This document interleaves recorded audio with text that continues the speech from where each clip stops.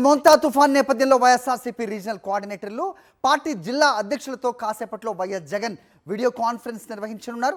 తుఫాన్ తర్వాత జిల్లాల్లో నెలకొన్న పరిస్థితులు, పంట నష్టం వంటి వివరాలను పార్టీ క్యాడర్ను ఆయన అడిగి తెలుసుకోనున్నారు.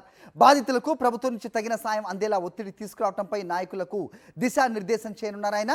తుఫాన్ తీరం దాటక ముందు కూడా పార్టీ శ్రేణులకు ఆయన పిలిపించారు. ఎక్కడ సహాయక చర్యలు అవసరం ఉన్నా, ఎలాంటి పరిస్థితుల్లోనైనా వైఎస్ఆర్సీపీ క్యాడర్ సిద్ధంగా ఉండాలి. అందరికీ కూడా సహాయం ఎవరికైతే అవసరం ఉంటుందో వాళ్ళకి వెనుకాడకుండా ముందుకు వెళ్లాలంటూ కూడా ఆయన ఆదేశించిన పరిస్థితి కూడా మనం చూసాం. ప్రస్తుతం తుఫాన్ తర్వాత ఏ రకమైన పరిస్థితులు ఉన్నాయి, జిల్లాలో బాధితులను ప్రభుత్వం ఆదుకునేలా ఎలా ఒత్తిడి చేయాలనే దాని విషయంపై దిశానిర్దేశం చేయనున్నారు. తుఫాన్ ప్రభావిత ప్రాంతాల్లో బాధితులకు అండగా నిలవాలి అన్న వైఎస్ జగన్ పిలుపు మేరకు పార్టీ నాయకులు, శ్రేణులు క్షేత్రస్థాయిలో చురుగ్గా పనిచేశారు. శ్రీకాకుళం నుంచి తిరుపతి వరకు జిల్లా అధ్యక్షులు, నియోజకవర్గ సమన్వయకర్తలు, పార్టీ కార్యకర్తలు తుఫాన్ బాధితులకు బాసటగా నిలిచారు.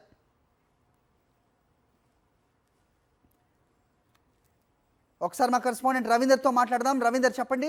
మాజీ ముఖ్యమంత్రి, వైఎస్ఆర్సీపీ అధ్యక్షులు వైఎస్ జగన్మోహన్ రెడ్డి వీడియో కాన్ఫరెన్స్ నిర్వహిస్తున్నట్టు తెలుస్తోంది. జిల్లాల్లో పరిస్థితి ఏ రకంగా ఉంది, నష్టపోయిన రైతుల సిచ్యువేషన్ ఏంటి, అలాగే ప్రభుత్వం నుంచి వాళ్ళకి అందించాల్సిన సాయంపై ఆయన దిశానిర్దేశం చేయనున్నారనే అప్డేట్ చూస్తున్నాం మనం. ఏంటి అప్డేట్స్?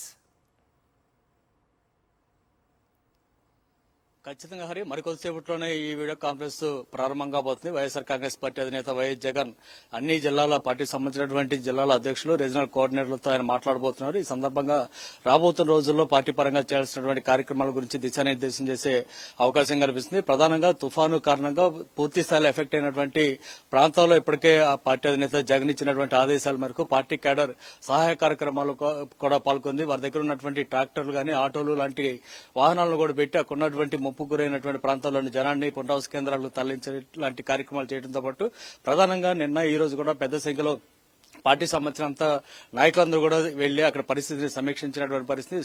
ఇప్పుడు జరగబోతున్నటువంటి వీడియో కాన్ఫరెన్స్ లో అక్కడ క్షేత్రస్థాయిలో ఎలాంటి పరిస్థితి తమకు కళ్ళదుట్టు కనిపించిందో అదంతా కూడా పార్టీ అధినేతకు ఆయన దృష్టి తీసుకొచ్చే అవకాశం ఉంది. అయితే ఈ వీడియో కాన్ఫరెన్స్ లో ఇంకా ఏ అంశాల గురించి చర్చించే అవకాశం ఉంది అనేది మనతో మాట్లాడడానికి పార్టీ అధికార ప్రతినిధి పుత్త శివశంకర్ ఉన్నారు.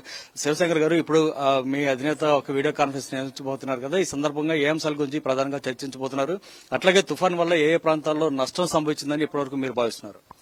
ఈ మోందా తుఫాను వల్ల తీవ్రంగా ఆంధ్రప్రదేశ్ లో జరిగినటువంటి ఆ నష్టాన్ని వైఎస్ఆర్ కాంగ్రెస్ పార్టీ అధ్యక్షులు జగన్మోహన్ రెడ్డి గారి ఆదేశాల మేరకు ప్రభుత్వం ఫెయిల్ అయినా వాళ్ళ ప్రచార ఆర్భాటాల కోసము ఆర్టీజీఎస్ లో కూర్చొని వాళ్ళ ఎలివేషన్స్ కే సరిపోయింది కానీ క్షేత్రస్థాయిలో ప్రభుత్వం గాని ప్రభుత్వ అధికారులను సక్రమంగా ఈ ప్రభుత్వ నేతలు చేయించుకుని ఉండడంతో జగన్మోహన్ రెడ్డి గారి పిలుపు మేరకు శ్రీకాకుళం నుంచి తిరుపతి వరకు ప్రతి జిల్లాలో కూడాను వైఎస్ఆర్సీపీ కాంగ్రెస్ పార్టీ నాయకులు, కార్యకర్తలు, జిల్లా అధ్యక్షులు, సమన్వయకర్తలందరూ కూడా 4 రోజుల నుంచి విరివిగా పరిశీలించి ఏ పంటలు ఎక్కడెక్కడ నష్టపోయినాయి, ఏ ప్రాంతాలు తీవ్రంగా ప్రభావితమయ్యాయి, వారికి కావలసినటువంటి అవసరం ఏంటి అనేటువంటి అవసరాల కోసం ఇదంతా కూడా ఆ ప్రభావిత ప్రాంతాల్లో నష్టాన్ని అంచనా వేసేసి ఏ విధంగా వైఎస్ఆర్ కాంగ్రెస్ పార్టీ తరఫున ఈ 4 రోజులు శ్రమించి అవిశ్వాసంగా పార్టీ కేడర్ కష్టం చేశారో ఆ రిపోర్ట్ అంతా కూడా తీసుకుని ఆ ప్రభావిత ప్రాంతాలకు ఇంకా మెరుగైనటువంటి సేవలు అందించాలి.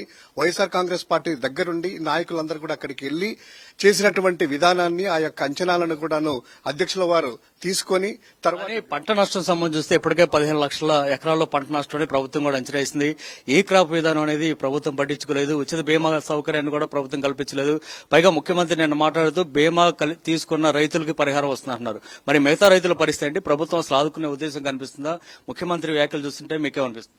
మామూలుగా గతంలో చూసాము, మా ప్రభుత్వం అధికారంలో ఉండగా జగన్మోహన్ రెడ్డి గారు ప్రత్యేక శ్రద్ధ తీసుకుని బీమా, ఉచిత పంటల బీమా ప్రభుత్వమే కడుతూ ఏ సీజన్ కి ఆ సీజన్ క్లియర్ చేసి ఖరీఫ్ లో వస్తే కనుక ఇమీడియట్ గా రబీలో నష్టం జరిగితే ఖరీఫ్ లో ఇచ్చేట్టుగా చూసాం. కానీ ఈ ప్రభుత్వం వచ్చిన తర్వాత కూటమి ప్రభుత్వం 4 సీజన్లు అయ్యాయి. 2024 ఖరీఫ్ రబీ, 2025 ఖరీఫ్ రబీ.